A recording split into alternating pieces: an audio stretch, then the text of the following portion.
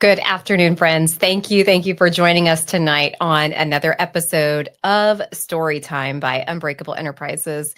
There's sometimes that you meet somebody in life and timing seems to be interesting, right?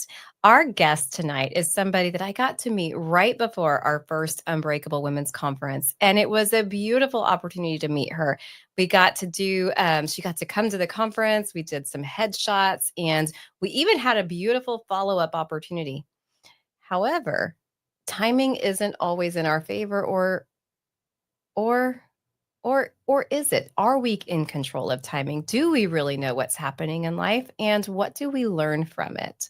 Well, today I'm going to introduce you to my friend Carmen, who is really going to take us down a journey of what happened in her life from the time we met in January of 2024 until now, and how she actually faced her personal Goliaths. So please help me welcome my friend Carmen to the stage today, and let's learn from her beautiful story, the trial, the achievements, the accomplishments, and how she found her strength in the struggle. So Carmen, welcome, welcome. I'm so happy to have you here with me today.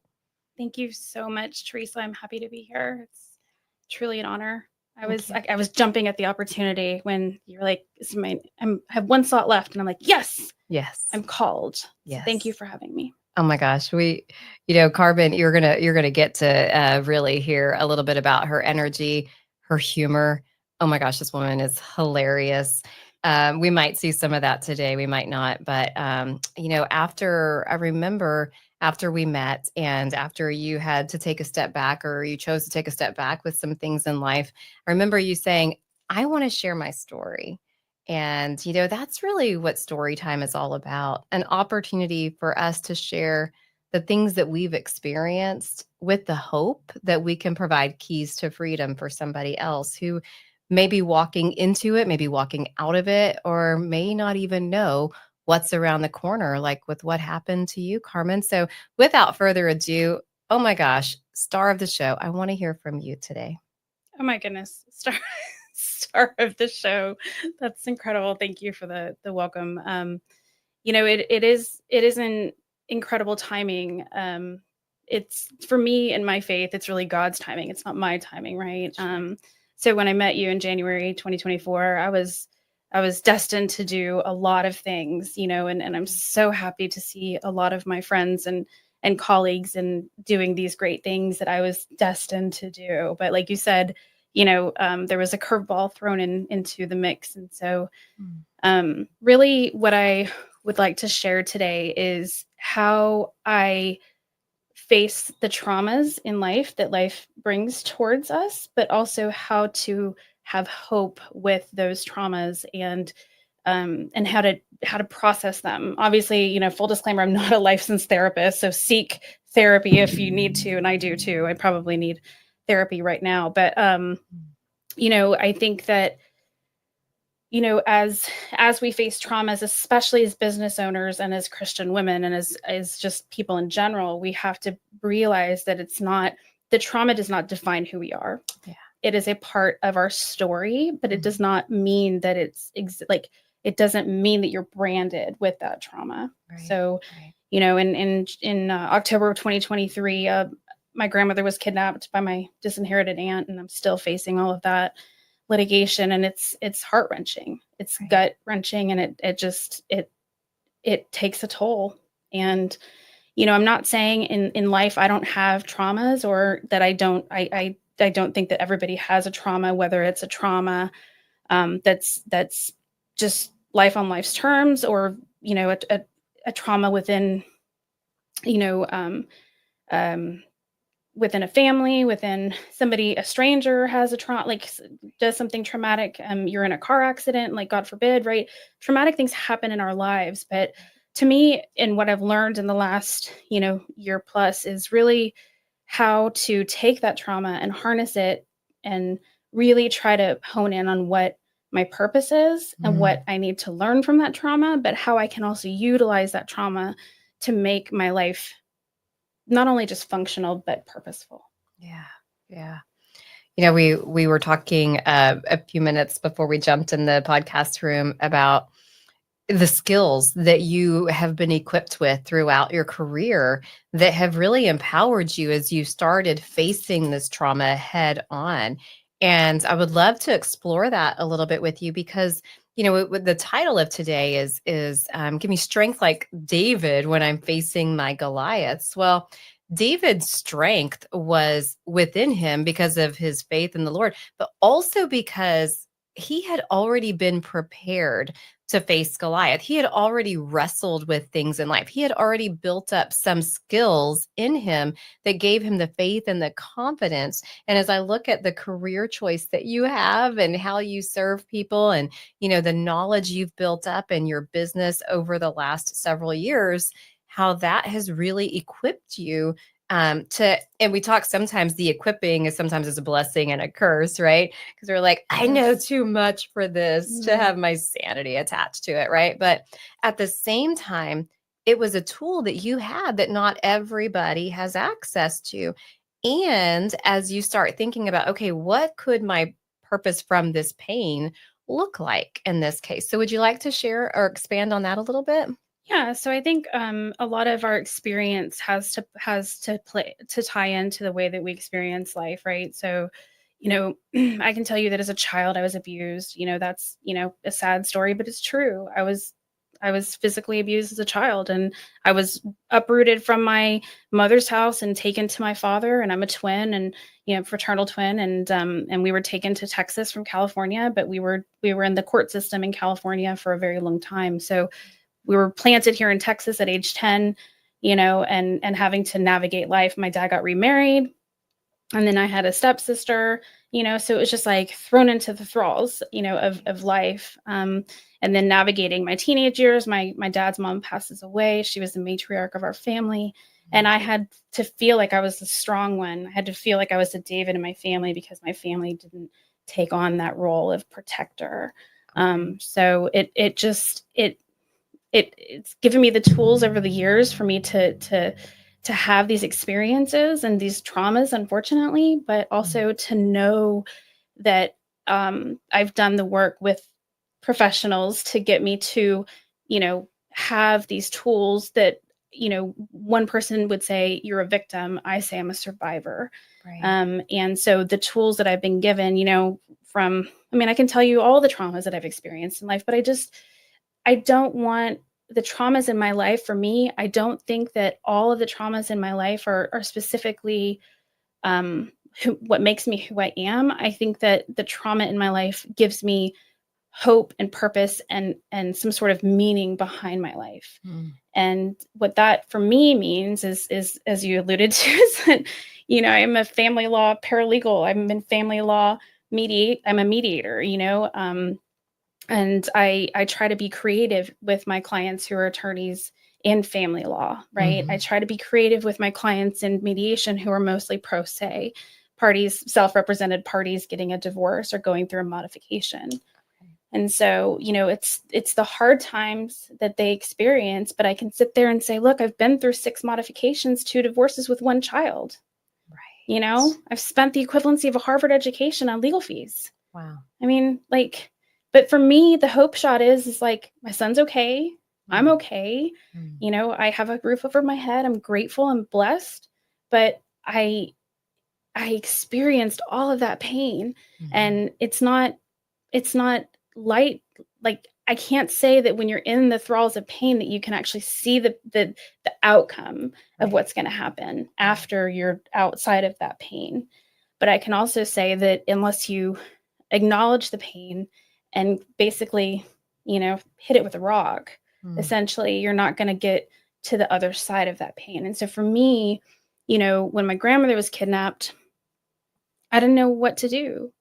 There was no handbook. It's kind of like when we have children and we're like, does anyone have a handbook for this baby that we're taking from the hospital? No, there's no handbook, right? What happens when your grandmother gets kidnapped? I don't know, right? You just go, oh, I don't know. Here we go, right? And so that's what I did. I was like, okay, we got to figure something out, right? And I made a decision with the information I had and the professionals that I sought. And was it the right decision? I don't know. But I can tell you right now that I don't regret. I don't have a regret because my grandmother raised me, and she was my rock, and she was my everything. And she is who had my backbone, who helped me get a backbone, and who helped me through the struggles that I had growing up and also through college. And so, I'd like to say that I made her proud, but I don't get to see her, and it's torture. It's sheer torture some days, but other days I'm okay, and so, but I know, just like anything else, this will come to an end. It's not going to last forever, thankfully. Right. The trial date is set. So backing up a little bit, my husband, just shortly after we met, he passed away in March of last year, and that was another trauma that I've experienced. And losing a spouse was just, it's undescribable. And we were talking before the podcast on whether or not, I think I should have, I hate that word should. Gosh, I hate that word. Closed my business or taken a sabbatical or something. I don't know what I would have done at that moment, but I was doing what I thought was best. Right. And then getting slapped with a lawsuit 10 days after my husband dies with by my aunt. I mean, it's stuff that just boggles my mind. And of course, I like to joke a little bit and say that I should have become Patricia from Split. I'm a huge movie buff. Like, I don't know if anyone in this room loves movies as much as I do, but I should have become James McAvoy Patricia. Like, I should have become Patricia by now, but I refuse. Right. I refuse to give in. And I say, not today, Satan. Not today. Right. And so some days it's a struggle getting out of bed. Right. I'm not going to say I'm perfect. I'm not. I have so many flaws. But some days, if I can just brush my teeth, I'm okay. Right.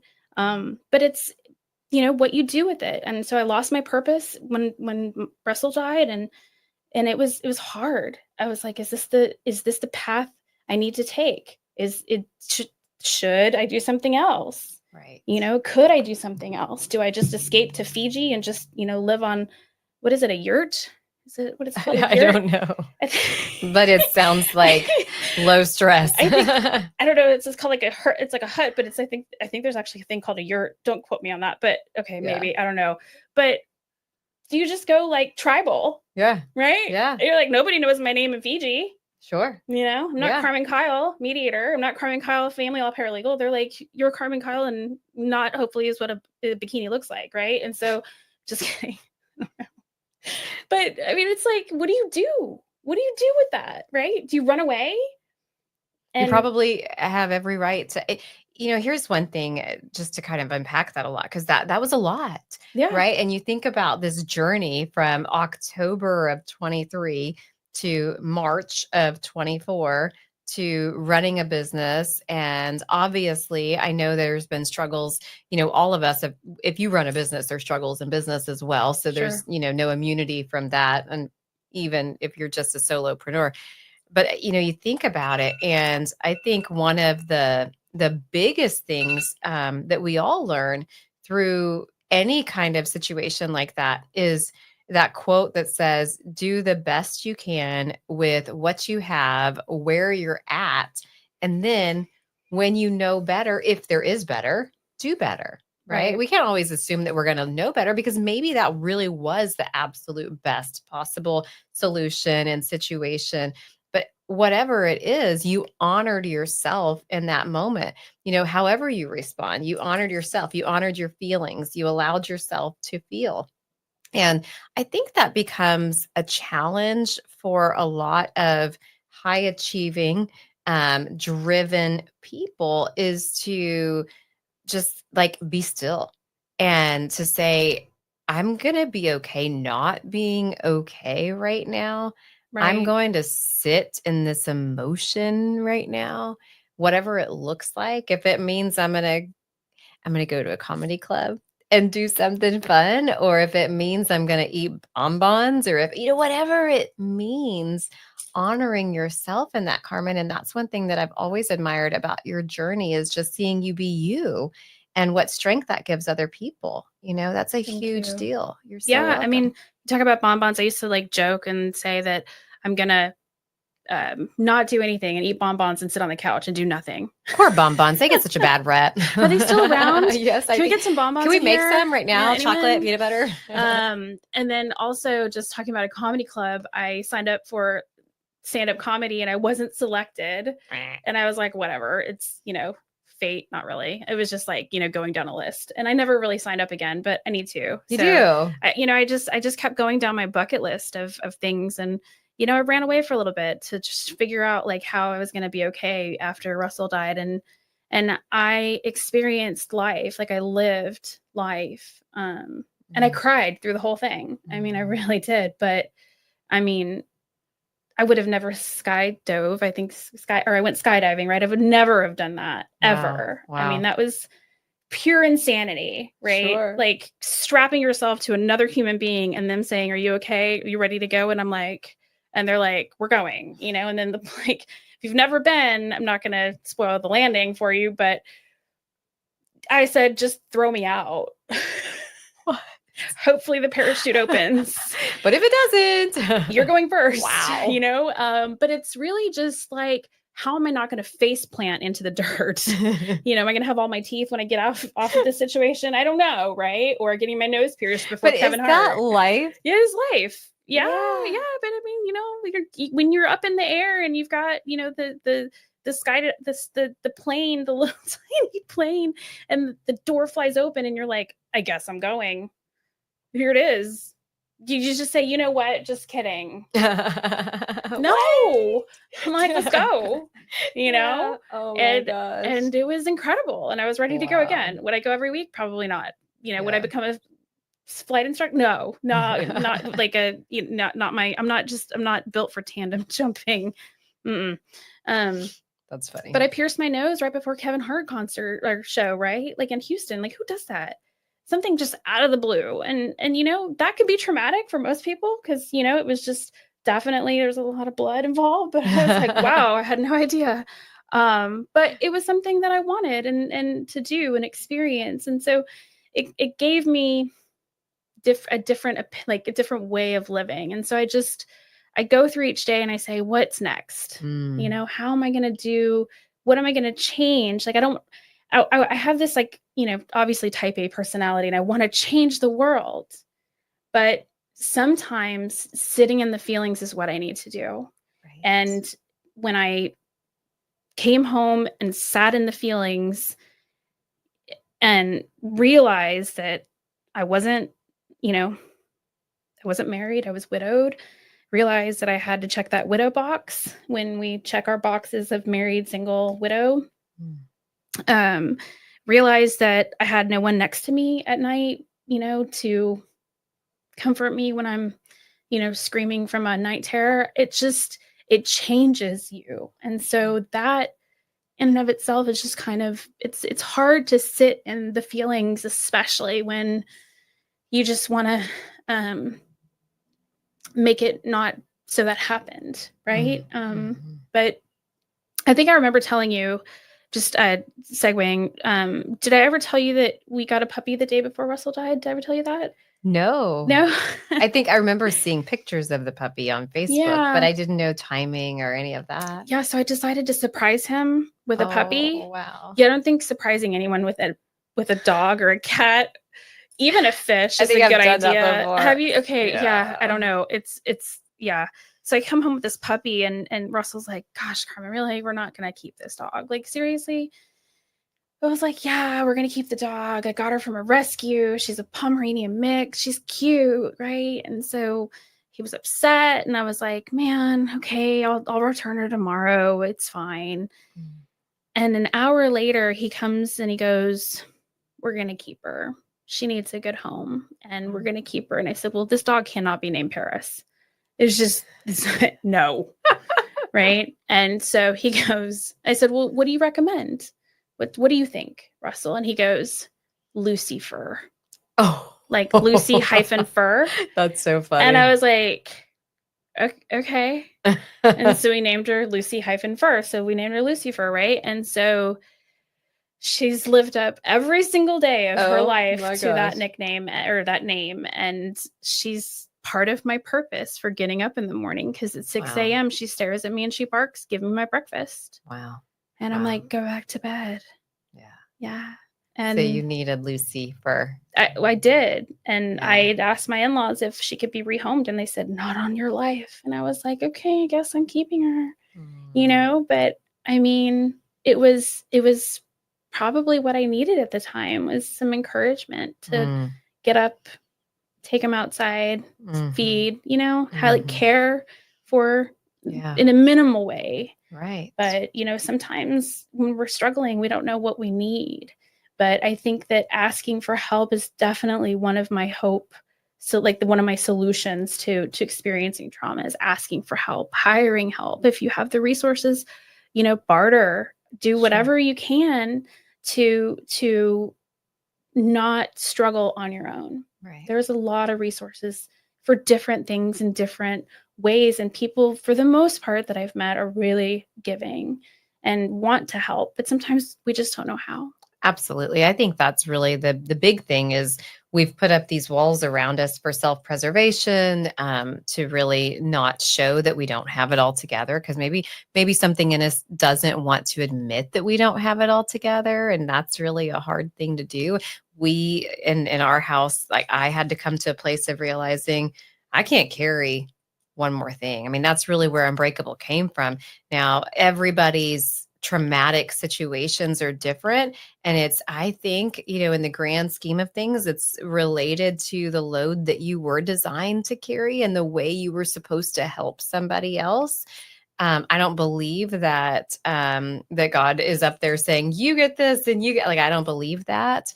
But I do believe that there is purpose that comes out of situations. And what we find is we find this newfound muscle of empathy in us, Right. that we can see people differently. And so, I know this, you've been a paralegal, you've been in this field in law for a long time. And I'm sure a lot of that desire has come from your personal younger Mhm. experiences in life, right? And now, as a family mediator, I think it's so cool because you can sit with somebody and you can say, yeah, I see you. I see the pain. Like, and sometimes I feel like we almost get a one up, like my pain has to be stronger so I can carry the load potentially emotionally with somebody as I'm sitting with them. Sure. And but you can say that. You can say, I see you. I see what you're struggling with. I may not know the exact feeling that you're going through, because we could, no matter, even if we walk through the exact same situation, your programming is going to dictate how you process it, and mine Sure. will dictate how I process mine. So there's that uniqueness there of our, the way we were built and made and essentially programmed through life's events and challenges. But you have the ability to sit with somebody and say, I see you and I'm strong. I can Mhm. help you. I can support you. And I'm going to give you the facts and the resources. And we're going to separate in this moment, we're going to separate the emotion from the situation. Yeah. Right. And so, can you talk a little bit about how some of the experiences you've had have helped you to navigate those waters? Because I guarantee you, not Carmen, because she knows firsthand, when you're walking through something, it's hard to separate emotion from reality, emotion from facts and things of that nature. And that's something that you have to do to help people, to be that strength for them. So, can you talk a little bit about how your experiences have really empowered you in that regard? Sure. I think that, I'm really, I can tell you I'm really, really good at compartmentalizing. And I think that that comes with trauma background, right? Like, I think that you just, Put things in a box. yeah, you got to put it in the box and it goes on the shelf until you have to deal with it, and then you bring it down, when it's appropriate time to deal with the thing in the box off the shelf, right? But for day in and day out, when we experience things that are traumatic for us, I think some things that have helped me specifically are, don't dismiss the pain, but put it to the side if you can, to come back to it later. But don't ignore how you're feeling. If you have an important meeting that you need to attend and you can't reschedule it for whatever reason, there's certain tools that we have. Like, for example, my therapist, who's amazing, she would tell me, the emotion, to get out of your emotional state of mind, we have different tools that we can use. Like we can go grab some ice cubes and it puts In your hands? you put ice cubes in your hand and for some reason you come out of the emotion. Huh. And I don't remember if she said it was like you get out of the fight, flight, freeze, fawn, whatever it is mode, but it's just it puts you back into like baseline. Wow. There's like things like that, and there's also like 3 things you can see, like naming in your head, right? Or you can just be like me, you just call them out loud, right? Sure, So I'm walking down the street and I'm like airplane, or like, yes for the dress, right? Or whatever, right? So you start naming 3 things, or 3 or 5, I can't remember. Don't quote me on it. 3 things you can, see, 3 things you can smell, 3 things you can. So it puts you back in that baseline. Puts you present. Yeah, it brings you out of that emotional state of mind. Right. And so, like I said, there's tools, and I don't know how to, tell you all of them, but there's certain things that I also do too. If I have to reschedule a meeting, I'll reschedule that meeting, because there's sometimes you don't want to be around me. Even, with all the work I've done, I just can't do it. Right. And, also having chronic illness, I've had MS now almost 10 years. And so I have to be very cognizant of how much stress I take on. And so, excuse me, I think that making a time for that specific thing you're going through is important. And I'm not saying that we can't put a mask on during the day and then come back and just break down. We can. Some of us have to. We have to put food on the table, so we don't have a choice, right? But at the end of the day, if you can take a small nap, take a walk, try something different, do something that's not focused on that specific pain, and then come back to it, hopefully process it with a professional or, spiritual advisor, whatever is best for you. It's easier to walk alongside with somebody than to just feel like you're, alone and nobody understands what you're going through and why is this happening to me? And, and then just feel completely isolated from the world. Which is a very dangerous path. It is, but it's very, sometimes it's the only path you have. Sure. Because I don't want somebody seeing me broken down and, puffy eyes and, and there's some days, I'm just going to be straight up honest. I should just call myself paralegal in pajamas, because, there's some days I just wear a pair of pajamas. I'll go take a shower. I'll put on a clean pair of pajamas. Boom, done. And I got, 5 petitions out. Boom, done. And nobody knew. But you put yourself in the zone. Yeah. And that's okay. You work from home. A lot of people probably are more in that work from home, place today, post-pandemic and that kind of thing. But you still honor yourself where you're at. And I think you bring up such a beautiful point, particularly the work you do as a mediator. And you've mentioned, getting assistance from people. I think that we so many times underestimate the power of what somebody else can bring to the equation. Yeah. Right. Absolutely. Yeah. I outsource my laundry. No lie. Yeah. Hillary, I love you. I love you, Hillary. So unfortunately, it's a lot of pajamas. It is a lot of pajamas. Yeah, I know. Yeah, she told me I was cut off from buying pajamas. That's hilarious. But one thing that I had to do was learn how to outsource. I mean, I did this before Russell passed, and it's important because I can conquer more in my day if I can just put aside the laundry, which I hated doing anyway. Hated it. I still hate it. Like, it's just not in my vocabulary. It's not because I'm spoiled. It's because I just don't like it. Right. So not only does she, do the laundry and bring it back, but she puts it away, which is usually the place. Like, it either makes it to the dryer and then doesn't go anywhere, or the couch, or the treadmill. Yeah, exactly. So she puts it away, and then when I was traveling a lot, she would come and pack my bags and unpack my bags, right? And so she's in such help. Like, it's been incredible. And I outsource. What else do I outsource? What are some things that you outsource? Well, we used to outsource house cleaning. We Okay. technically outsource cooking because my grandmother lives with us and she cooks Nice. most of the time. I'm on a Nice. pretty specific meal plan right now, so I have to tweak it a little because it is grandma's cooking, which is amazing, right? But I think obviously being a business owner, there's a lot of things we outsource, and some of it's technology, right? Yeah. There's so many tools and resources that we have, like Chat GPT and things like that outsource some of those tasks or some of the decision making that you have to Sure. do so that you can get back to your zone action, Mhm. right? So like you just talked about, you were able to hammer out I don't remember what the actual phrase is, but your reports, right? Your Mhm. work that you have to produce. And sometimes, just getting rid of some of those distractions can assist you with that. And I think about, a therapist. Gosh, there are people that are it is their life's work to walk beside people through challenging situations that have the tools, have the resources, and that will get to know you well enough to know which tool is going to be beneficial for you. Sure. Right. I probably wouldn't do well holding ice because I hate touching cold things, but that might take me out of one emotion and just put me into anger or something, like, I don't know. But they are people that you can work with that are equipped, right? We talk Sure. about, at the beginning of this podcast about how, when David faced Goliath, he was equipped with certain skills within him and faith to take that step and to face that giant and or trauma that we would consider today, right? Yeah. And sometimes, when trauma hits us, we question God.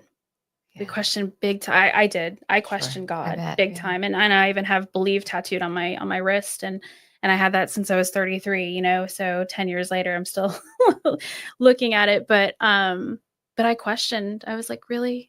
I questioned, does everything happen for a reason? I questioned, God doesn't give me anything that I more than I can handle. I was like, I've got a lot. I've got too much. Like, you can take some back now. Right. So I wrestled with my faith. I wrestled with whether or not I was doing things to provoke, Goliath to come at me. But it's not really about that. It's more just kind of like life happened. Right. And could I have prevented my grandmother's? I don't know. I don't know. Right. Like, did I see it? No, I didn't see it coming. Yeah. If I saw it coming, it wouldn't have happened. Right. But we look at things hindsight and we learn. And so, my trials and tribulations, I hope that, and I tell people all the time, like, make sure, you talk about living with grandma, like, make sure grandma and grandpa are protected, make sure that they know that where they're at. Because if you see, again, a movie, I know it's another one, I Care a Lot. It's about this woman who makes guardianship a living and she exploits people. And it's sickening. And it's like really like the story that I'm living now with my disinherited aunt. But, it's like, it's sad when an older person can get removed from their surroundings and that there's And they nothing feel so anyone can do helpless about it. and there's nothing they can do about it. Yep. Yeah. And so I've kind of sort of made it my mission in life to go to law school next year and make it a felony for you to kidnap your elders. Wow. Good for you. I don't know if it's going to happen, but kind of when I put my mind to something, I kind of try to initiate and just kind of execute that. Yeah. But I don't know, right? Like, I think that it should have been a felony a long time ago. Of course. But if we're talking about 8-year-old girl, it would have already been some just throw away the key, like lock them up and throw away the key. Yeah. But with your elders, it's just not the laws are not there to protect them. And sometimes, when after David, took down Goliath, he then became king. Right. Right. Not right away. He had a season. He had to wait through somebody else's kingship, right? He had to wait. He had to seek God. He had to develop, but then he became king. He did. And I think about in your situation, maybe there is a waiting, maybe there is a processing, and maybe there is a moment where you take back your power and you create the law because it should have already been there. But sometimes things don't happen until something happens. And it's unfortunate, but that is, purpose. I love to say that purpose sometimes is attached to pleasure. Wouldn't that be nice? Right? Like, I want to go skydiving. That sounds like fun. Actually terrifying. However, most of the time it's attached to pain. something that is, because we're going to face something's going to motivate us, either pleasure or pain, but usually pleasure will keep us steady. Pain will push us forward. Right. Right. And so when something is of injustice or, horrifying, like in that situation, it put a power in you, an ammunition in you that wouldn't have existed before. We talk about timing, and that's kind of how I opened the message today, is about timing. Looking back, you wonder how many pieces of that journey were being lined up so that for such a time as this, Carmen is ready. Like, I literally just saw a crown on your head. Like, literally, I just saw a crown on your head, Carmen. And for such a time as this, Queen Esther, for such a time as this, you have been put in a position to do something that nobody else maybe has had the pain experience or the motivation to do, but you're charged with it. And wow, I think for such a time as this, Carmen. Yeah, thank you. I've seen some creative images on Facebook, and it says adjust your crown and keep walking. And so I think that every day in my life, I just try to adjust. I don't say that I would wear a crown. I would like, Russell put me on a pedestal, and he put me on the highest pedestal. And so for me, it's like, I can't even envision being with anyone that doesn't put me on that pedestal, because he was the person that put me up there. And man, when we met, when we had nothing, but when I think of the things that that are left to be done, and I think of, the term granny napping is actually like a thing, and I'm like, when you talk to estate planning attorneys, some of them will be like, I'd never heard of that. Others will be like, oh yeah, we've had like 3 grandmother kidnappings last year. I worked those cases, but nobody hears about it. Right. Nobody's talking about it. I called the New York Times. I called the Wall Street Journal. I called everyone when she was taken, and nobody cared. And I was like furious with, help me. I called DA's office, constables, everyone, and no one cared that she was gone. And I think, would have done that if that was her child? I don't know. Or her grandparent. I don't know. Sure. But I know what she wanted, and I know what she intended. And that's why I was so adamant about getting her back. And I failed. But I tried. Well, you haven't failed because you're still working on it. Maybe you haven't succeeded yet because maybe there's more to come. Sure. I'll take that. I'll take that hope shot for sure. Because my expectation was that she was going to be put back in her home that she lived in for so many years. And that expectation just didn't quite align with what the courts had in mind. However, I've grappled with going to law school for so many years. My son is actually named after one of the detectives on Law and Order. Mm-hmm. Dun, dun, dun. Right. So you're welcome. You're going to have it the rest of the evening in your head. Dun, dun. And so his name is Logan, and I named him after Detective Mike Logan. So my first husband is his dad, and his name is Michael, right? Mike. And I was like, you can't be Michael or Mike. We're going to name him Logan.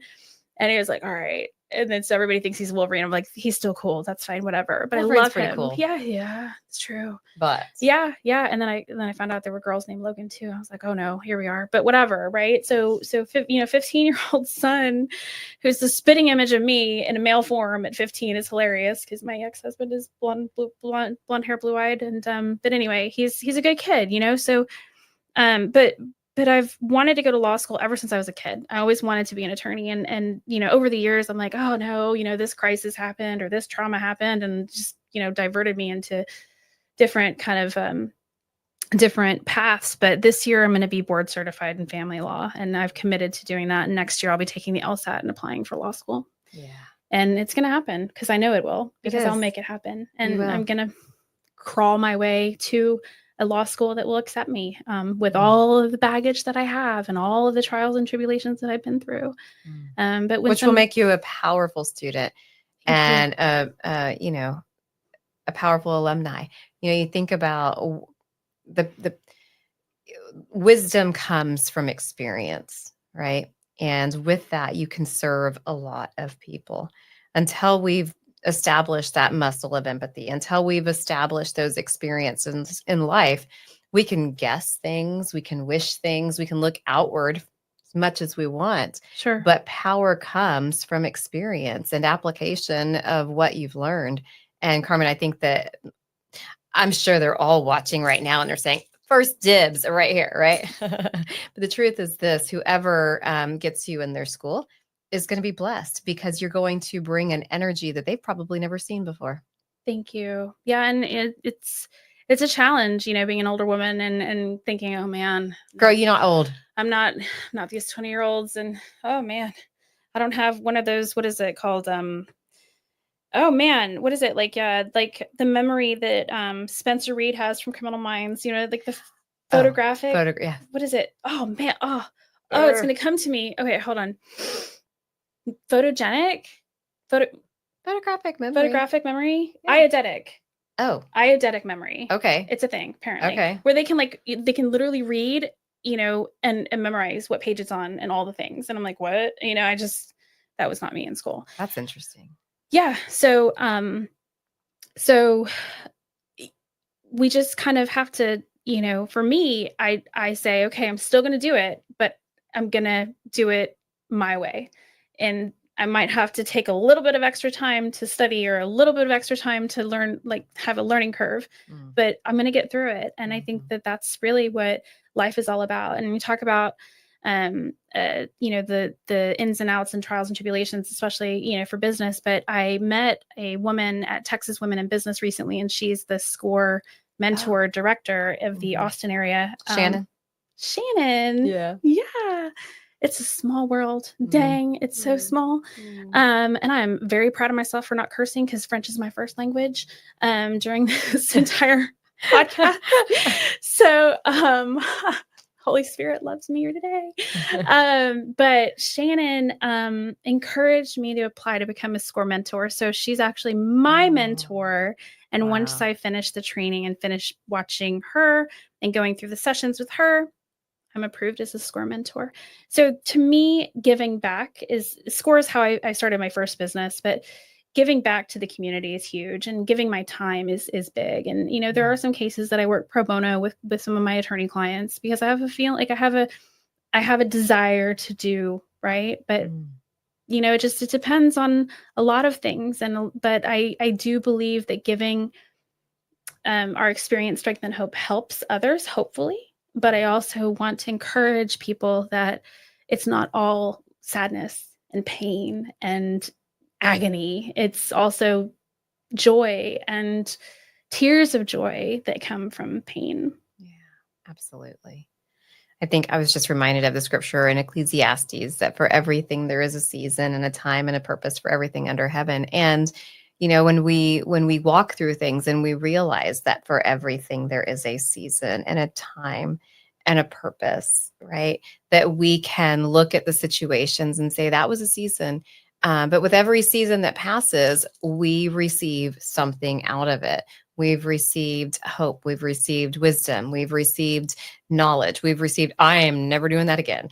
Or, and as you mentioned earlier, don't shame. Because we truly made the decision that was right or best or that we were capable of. I saw a message on Facebook earlier today that said people see your choice, they see your decision, but they don't always see the choices that you had. And many times that is the truth. Like we produce something out of the choices that we have, and sometimes it's very limited. But Carmen, I think that today's message is so encouraging for so many people. And I appreciate your boldness and your strength that you shared today. I mean, we're talking about things that are actively happening in your life right now, and some things that are less than a year out, right? I mean, we're literally less than a year out from this traumatic situation. And to be able to sit with the emotion in the motion. My doctor always says emotion is energy in motion, but Mm, to be able to sit with that and to say, but I want to serve other people through it. I believe that's where a lot of your strength and healing is going to come from. it Because when does. you reach out to somebody and support them in the midst of what you're going through, there's only up from there. Thank you. It is, and it's my strength. I mean, people give me strength, and you know, I try to help where and when I can. Yeah. And but I know I'm, you know, there's holes in my cape. You know, sometimes it just Thank God it wasn't holes in your parachute. yeah. Yeah, that landing wasn't expected. But you know, because you land on your butt. I don't know if you know that. Oh. Yeah, I don't know if you know that, but you do. And but I was like, Wow. okay, here we go. But that's a pun. But here we go. But yeah, I mean, it's a lot in less than a year, absolutely.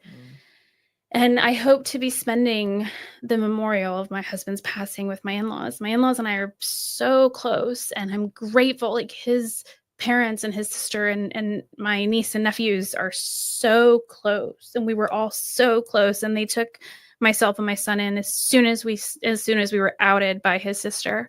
And she's gonna be like, oh, yeah. I'm like, yeah, you did. Because I remember the text that he got when we were dating, and it said they know, because he was living with his parents. Oh, that's funny. In his 30s. Here we are. And so, but we're still really close. And so we're trying to, I feel like, you know, we're doing the best that we can.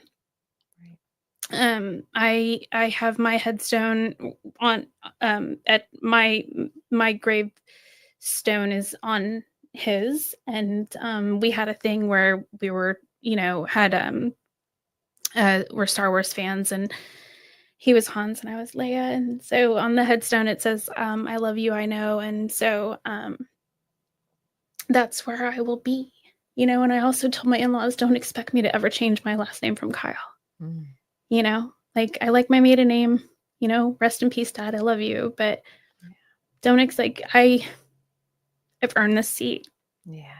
I believe that I've truly have earned the healing time. But I don't do this, like, I don't do life alone. I do it with the strength of my tribe, right? People I trust, people who I don't even know yet. You know, I still go out networking, and sometimes it's absolutely torture. And I'm like, no, I don't want to be around people. But other times I'm like, man, this isn't so bad. But like you said, people don't understand the whole side of the story. Right. And so what I would do in one situation is completely different than what other people would do. But at the end of the day, can I live with the decision that I made? Can I sleep at night making that decision? Then I'm okay. And even if I didn't make the right decision, and even if it should have been different, I'm going to forgive myself, and I'm going to work on what I perceive to be a different choice, and hopefully not make that mistake again. Right. But you know, I do have people that reach out to me and say, how do you start a business? And so I started, you know, doing a manual and things like that. So I'm always, you know, this entrepreneur brain in my head is always just kind of like going, oh man, I'm going to do this and this and this and this. And I'm grateful for it. And I was diagnosed with ADHD at 41. Yes, it happens. It's amazing. That's so fun. I was like, I didn't know you could be diagnosed in your 40s with ADHD. I was like, okay. Wow. Yeah. That's probably another empowering thing to know. Okay, well, that's what's going on there. Yeah. Self-discovery is a big deal. Right. It is. But at the same time, it's really cool to know that, you know, my brain operates a little bit different. Not that I've got superpowers. I don't feel like I'm a superhuman, but to know that the medicine that I take helps me focus. And so I'm not having to just grapple with, you know, whether or not I'm focusing. Sure. But the other thing that I will say that I've learned throughout this traumatic part in my life is that I am intentionally and purposefully in the moment with people that I'm with. So like right now, aside from my alarm that was meant for my therapy appointment at 3 that got canceled right before our session today, I'm present here. I'm not looking at my phone. I'm not checking emails. I'm not thinking about dinner. I'm being present and intentional with you because I'm never promised tomorrow. Right. And I did not do that prior to his passing. And for me, that's how I live in day by day, but moment by moment. So I try to tell people I love them more. I try to say, I appreciate you. I try to say thank you for spending time with me. I try to be very mindful and very purposeful in my whatever I'm doing. So if I'm having, you know, nail time with my sister, I try to talk to my sister when we're having nail time, right? Like I try to be present instead of being somewhere else. And that's what I've been working on, is trying to be present because I wasn't early on. Well, I think that's a huge lesson for everybody. We take, as I learn about the lessons that you're sharing, the lessons of, honoring yourself and being okay in the moments of not being okay, leaning on the expertise and the wisdom of others and allowing them that space. But then also the true piece that, what I'm hearing you say is the only thing that matters is people, right? And until you've had experiences where somebody's been snatched away, which is exactly what happened in both of these experiences for you. Sometimes it's hard to see the value of those in front of you. So what a huge legacy that you're establishing right now, and an example that you're creating that says, make time, be present, and enjoy life, right? Really and truly, as you walk through this journey and the collection of experiences that you've picked up, to just say, and I'm not going to use your list, but your list, right? To just say, I'm going to soak the juices out of this life that I have because I don't know what tomorrow brings.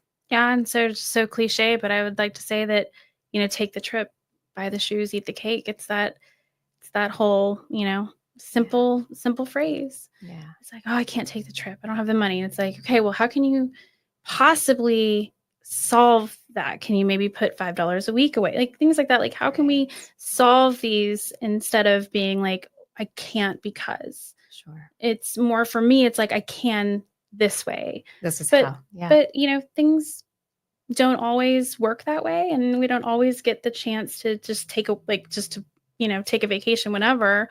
But at the same time, whatever it is that I'm doing, I'm trying to be present. I'm trying to be very intentional with my time. But it also it's energy too. So it's like making sure that I have the self-care to be able to devote the energy for whatever it is I'm conquering that day. Yeah, that's where your rest and honoring self really is important. Yeah, it is. Yeah. It's huge. And snuggling with Lucifer. Oh my gosh, that dog. Oh my gosh, that dog. Yeah, and I have two others. So we've got 11 and Amy. So it's like two Pomeranians and a Chiweenie. It's a madness. Oh my goodness. But it's great madness, and it's a lot of fun. And I put little sweaters on them when it was cold the other day, and they were like, "Why are you doing this to me?" It's like, because I'm your mom. But because it's cute. It's cute. Yeah, it's cute, right? And so I don't know. I think that the journey isn't over, and I hope it's not over. And I often think about like what my legacy would be, and a lot of the time it's I tried. Yeah. Right? I tried.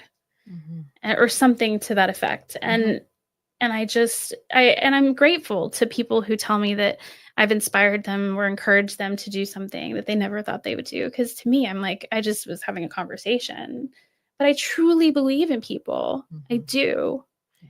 And well, and that's evident. And, one of the things I also appreciate about you is your willingness to see goodness in people and what they bring to the table. And that's probably why it's easier for you to outsource things. I think I was leading a discussion today in a networking group, and one of the things that we talked about is delegation and how hard that is for a lot of people to delegate things. A lot of times it's because of our faith in the ability of somebody else to do things to the level that we would do it, right? But I think, Carmen, one of the things I have always admired as I've gotten to know you is the the value that you place on people and how you see the goodness in them, and even how you express that by connecting people. Like, you're such a great connector. And when I know that when you've connected me with somebody, it's because you saw the greatness in them, and the greatness that you see in me, and you felt like there's something that can come of that. And that's a beautiful gift. Yeah, thanks. I love connecting people with people, because it's one less thing for somebody to Google. And I mean, but also it's a trusted person, right? And Right. so there's other people that know a lot more people than I do, and so I rely on them as well. So I mean, but connecting yourself with people is huge. Mm. And knowing that they're, I one of my clients and I would just laugh because I was like, I found a cat whisperer. Do you have a cat, Carmen? No. Oh, No, I don't, and I'm allergic. okay. But I said, man, if I can find a cat whisperer, I mean, come on, let's go. Like what? I need you to find a fish whisperer. Okay. All right. What do you want the fish to do? I mean, it's just, I think that I don't really know that no is in my vocabulary. I just think Yeah, I think it bigger than that. that's awesome. And also I learned this new term called neurodivergent. Oh, yeah. I was like, what? My therapist is like, Carmen, you're neurodivergent. I'm like, what do you mean? Like, is that like a diagnosis? I was like, is that like, Check. 41 ADHD, check, neurodivergent 43, check, right? It's like, no, this just means my brain operates a little different. And so I think bigger and then I work backwards. Well, that's good. Stephen Covey says, begin with the end in mind. Yes. Mm-hmm. Yes. I was just telling somebody about the 4-hour work week yesterday. I was also telling him about other books that I've read and inspired others to try, just challenge yourself, right? Yeah. Challenge yourself to be bigger and like stronger, both mentally and, not physically for me, but here we are, and so anything you can do to grow and to encourage others to grow is definitely worthwhile. That's huge. As we close out today, one of the things that you've talked about is the importance of your tribe. Mm-hmm. And how a lot of people many times feel like I'm alone, right? Like I don't have anybody. What would you say to people as a master networker and, all of the things that you do? And what would you tell people about the importance of surrounding yourselves with people, and or how to potentially start finding your tribe or your community? Yeah, so I think that networking, especially as a business owner, is huge, and finding out what networking you like and what networking you don't like. Sure. It's just that when I was starting out as a business owner in a different business and different lifetime ago, I didn't like certain ones, right? Sure. But learning networking is huge. I encourage in-person networking more than Zoom. I think there's just this like spatial relationships that we get with people. It's just like and you can also, if you believe in feeling somebody else's energy, right? It's legit. I can't feel your energy on Zoom. I just can't. Right. If you can and and you're there, like you're the specialist in it, please call me. Right. It takes a lot of energy to cascade energy through. To know how to do that. Oh my gosh. Okay. But also, getting to know, let's say, for example, you're in one type of business and, you want to learn more about, I don't know, XYZ, then, just like encouraging yourself to maybe go, I guess I'm kind of like trying to metaphor this, but it's like, yes, networking, but also trying something different might allow you to connect with other people. Sure. Be curious. Brings me back to the network, the Netflix series I watched again the other day. It's like Pepsi, Where's My Jet? Have you ever seen that one? Heard about that one? You guys should watch it. But it's basically Pepsi. The long and short of it is Pepsi had this ad campaign and they forgot to put a disclaimer at the bottom of getting a Harrier jet for 7 million Pepsi points. Oh. And so some kid took it to heart that he could get a Harrier jet. And so here we are. But what I'm saying is like, sometimes those situations bring people together that wouldn't normally be together. Sure. And so like, for example, he met somebody mountain climbing that ended up being his investor, but they only had this mountain climbing experience. So what I'm saying is think bigger than just business people, So for me, it's like, okay, well, if I enjoy, reading, maybe I'll go join a book club. Maybe that's not going to be a business network group book club. Right. Or if I enjoy skydiving, maybe go do a meetup skydive. I don't know, right? But just connecting yourself or trying new things. Or maybe if you've never have a bucket list, creating a bucket list and figuring out how you're going to go do these things, but you get to meet all these really cool people in the process. Yeah. And then you learn what they do or how they interconnect. And that's really like what I have done over the years. Of course I was in B&I for a very long time.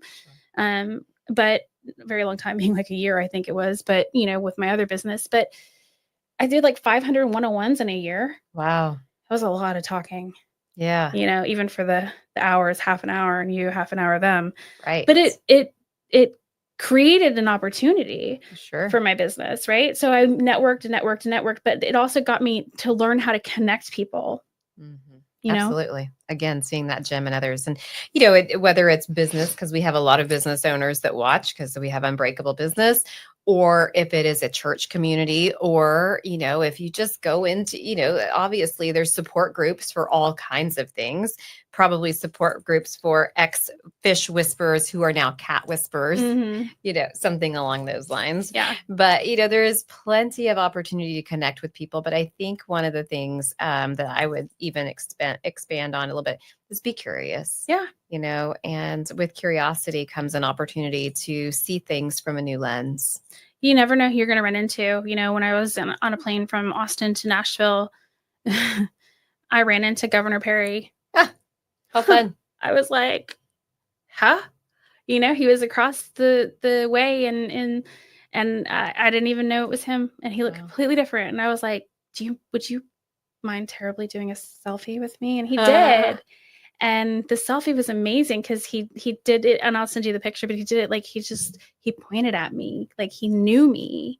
He didn't know me, right? And I was like, what? This is, my gosh, Governor Perry. Wow. Because he was my hero for a very long time. He still really, is, like Ann Richards and Governor Perry, and got me into really like following politics in that realm, but just being open.